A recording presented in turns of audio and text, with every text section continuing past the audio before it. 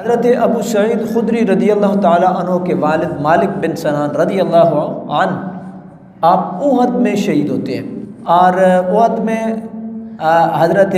ابو سعید خدری رضی اللہ تعالیٰ عنہ جو اس وقت 11 سے 13 سال کی عمر میں تھے، آپ بھی جانے کے لیے تیار تھے اور اپنے والد کو کہا کہ میں بھی جاتا ہوں، لیکن نبی پاک علیہ الصلوۃ والسلام نے منع کیا کہ نہیں، یہ چھوٹے ہیں اور ان کو ہم ساتھ لے کر کے نہیں جائیں گے۔ اور یہاں تک کہ آپ کے والد مالک بن سنان نے حضرت ابو سعید خدری کا ہاتھ جو ہے وہ پکڑ کر کے کہ دیکھیں جی اس کے ہاتھ تو بڑے بندے کے ہاتھ جتنا ہاتھ ہے، مطلب یہ ہے کہ یہ اس کے اندر اتنی ہمت اور جرأت ہے اور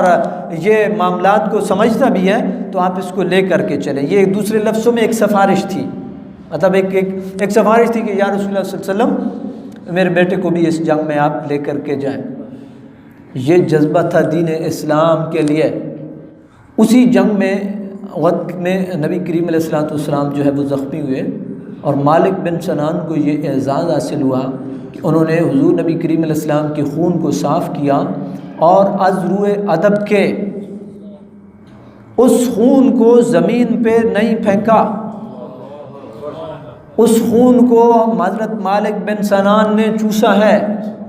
اور نبی کریم علیہ السلام یہ فرماتے تھے کہ اگر کسی کے خون میں میرے خون کی آمیزش ہے اور کوئی آدمی اس بندے کو دیکھنا چاہتا ہے کہ جس کے خون کے اندر میرے خون کی آمیزش ہو تو وہ مالک بن سنان کو دیکھ لے۔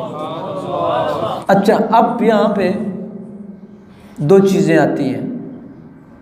ایک ہے کیل کال، ایک ہے محبت، ادب۔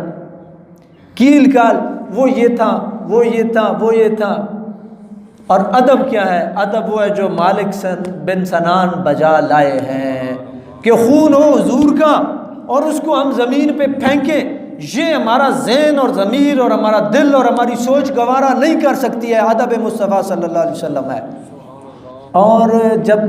والدین کے بعض اعمال ہوتے ہیں نا، آپ 16ویں پارے کا یہ آپ ابتدا اٹھا کر کے دیکھیں نا کہ وہ جو خزانہ محفوظ رہا تھا،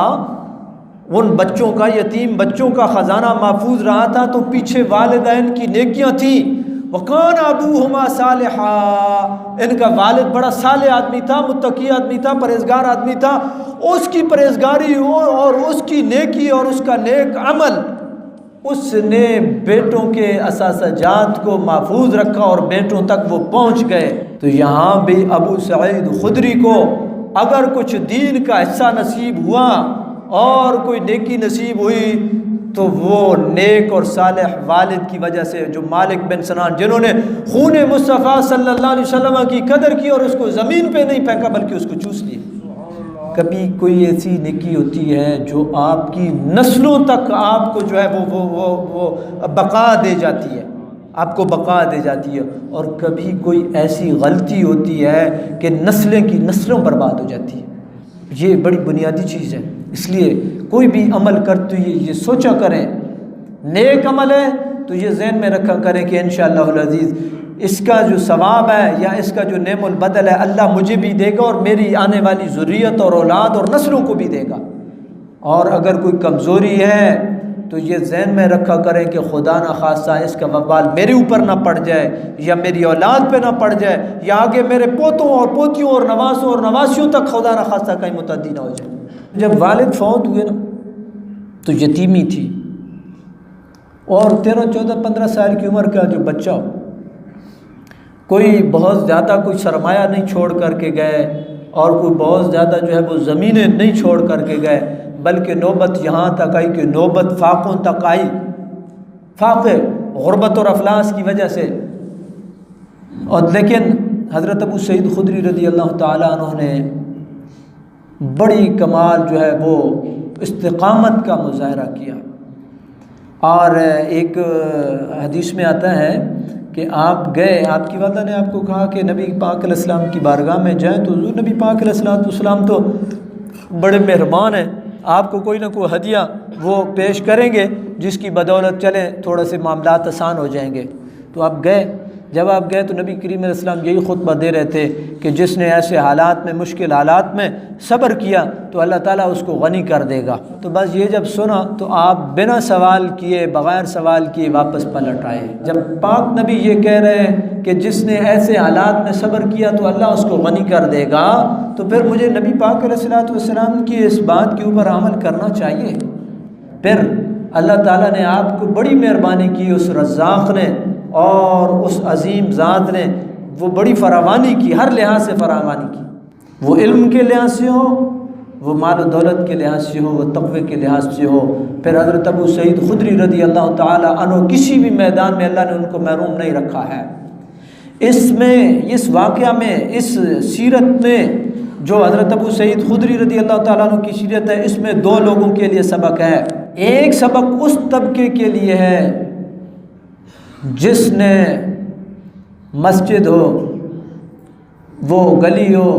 وہ محلہ ہو، وہ چوک ہو،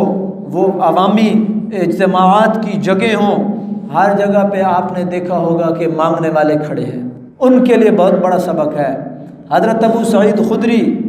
نوبت فاقوں تک، غربت اور افلاس،